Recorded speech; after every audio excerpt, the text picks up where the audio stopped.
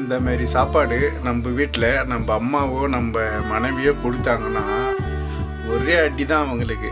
என்ன சாப்பாடு கொடுக்குறன்னு பொறுத்துக்கிறதுக்கும் சகிச்சுக்கிறதுக்கும் நம்ம என்ன பொம்பளையா?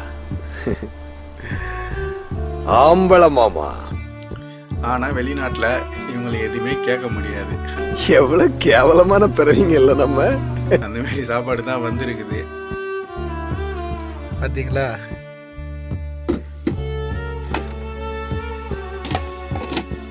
அதான் அது சாப்பிட முடியாதுன்னு ஹோட்டலில் போய் ஒரு மசாலா தோசை வாங்கிட்டு வந்துட்டேன். என்ன மசாலாவே காணும் பாருங்க எப்படி இருக்குதுன்னு. அது அங்கேயே சாப்பிட்டா நல்லா இருந்திருக்கும். நான் சோறு இவ்வளோ தூரம் எத்தனாரவே இப்படி ஆச்சு.